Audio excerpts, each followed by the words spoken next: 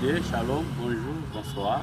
Nous sommes là pour une thématique purement courante où nous remarquons dans la plupart des cas, beaucoup de gens quittent une église pour une autre église. Disons, nous parlons de l'église locale. Alors nous nous sommes posés comme question, qu'est-ce qui est à la base de ce grand événement tragique? Et quel est notre point de vue par rapport à cela? Premièrement, il y a des raisons qui sont avancées ici et là par des personnes qui quittent une église locale vers une autre, telle que je suis éprouvé, on n'est pas venu me voir, là-bas il n'y a pas l'onction, on n'a pas les instruments, là où je suis parti on a déjà bien construit, de l'autre côté on n'a pas bien construit, là-bas il n'y a pas la Saint-Esprit, il n'y a pas les miracles, là-bas il y a les miracles, là-bas il y a quand même une organisation, là-bas si et là, pour des raisons on ne peut pas dire, les pasteurs s'est prostitué, les prêtres après ceci, tout ça. Alors quelqu'un quitte une église vers une autre, pour plusieurs raisons dont on ne saura pas énumérer, nombreuses. Alors, pour l'erreur d'un frère ou d'un homme de Dieu, c'est méconnu peut-être, certains préfèrent ou certains préfèrent quitter l'église. Et voilà l'une des raisons qu'ils avancent. Alors, j'aimerais les poser, et aussi les mêmes qui veulent quitter là, occuper des questions. Et avant de les poser, j'aimerais illustrer par des exemples courants. Les gens qui quittent leur famille ne les quittent pas réellement parce que il faut mal ou c'est pas beau, c'est pas confortable. C'est là, d'abord quand il y a des conflits, dans des relations qui naissent, à ce moment-là qu'ils quittent. On ne quitte pas la famille parce que la famille est mauvaise, on quitte là-dedans parce qu'il y a déjà des conflits qui commencent à devenir choses graves dans cette famille-là. Voilà les problèmes. Donc les problèmes, ce n'est pas la famille, mais les problèmes, ce sont des relations. Donc, de la même manière, pourquoi vouloir quitter l'église ou notre église? Qu'est-ce que d'abord l'église? Le mot église vient des grecs latins, bibliques, disons les grecs bibliques, ecclésia, qui signifie assemblée. Donc, autrement dit, appeler hors d'eux. Appeler hors d'eux. Donc, l'église n'est pas d'abord là où nous fréquentons. L'église d'abord, ce sont ceux-là qui sont appelés hors des péchés, hors du monde. Voilà l'église. Alors, préférer quitter une église vers une autre pour une telle autre raison, c'est d'abord un sens d'incompréhension de ce qu'on appelle le mot église.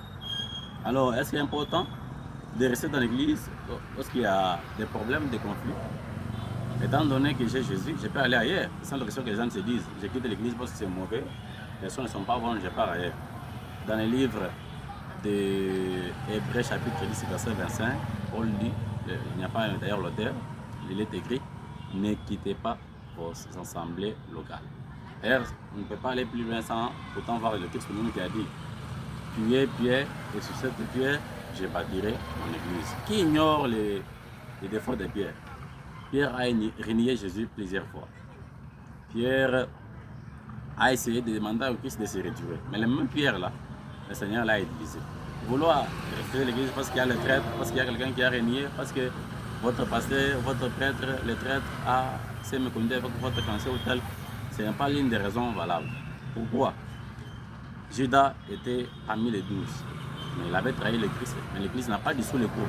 Donc, il n'a pas abandonné le groupe à cause d'une seule personne, alors qu'il y avait 11. Donc, vouloir quitter l'église à cause d'une seule personne, c'est vouloir oublier les 11 disciples, vouloir oublier ceux qui sont parfaits. Alors, ce n'est pas seulement l'une des raisons. Dans l'arche de Noé, si Noé aurait refusé d'entrer dans la barque ou dans l'arche, puisqu'il y avait des animaux, ou peut-être parce qu'il y a eu des animaux qui dérangent et autres, serait-il en vie? Donc, pour montrer la communion est très importante. C'est comme quelqu'un qui quitte, prenons l'exemple du charbon. Le charbon, lorsqu'il est en communion avec d'autres charbons, son feu brûle si haut. Et dès lors qu'il se retire, donc il presque s'est retiré du milieu du charbon, vous allez vous rendre compte que ça ne pourra pas progresser. Pourquoi? Parce qu'il y a besoin de la chaleur. Jésus-Christ même a dit, quand 2 ou 3 personnes sont réunies, je suis au milieu d'eux. Donc la présence de Dieu est manifeste là où 2 ou 3 personnes sont réunies. Ce qui fait que l'église a une très grande importance. La Bible, l'église est la colonne et l'appui de la Bible. On n'a pas dit la Bible, on n'a pas dit la parole de Dieu. On a dit l'église est la colonne et l'appui de la Bible. D'ailleurs, c'est le même l'époque du Christ. On ne peut pas parler aimer Christ sans aimer son Église. Pourquoi? Parce que Jésus-Christ lui-même en est la tête et nous sommes les membres. Et chaque membre a ses défauts.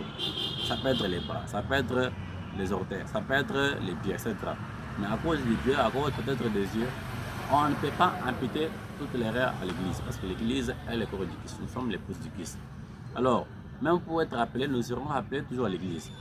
Qu'est-ce qui arrive à ceux-là qui se retirent à l'Église? Le cas de Judas, il fit pendu. Pierre a renié Jésus, il est revenu à la raison et Jésus a fait de lui un des grands apôtres. Qui est dire de Thomas qui s'était éloigné des autres, il est parti.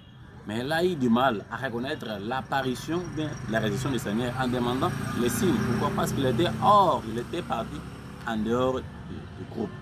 Alors, bien aimé de Dieu, l'Église a une très grande place dans notre vie.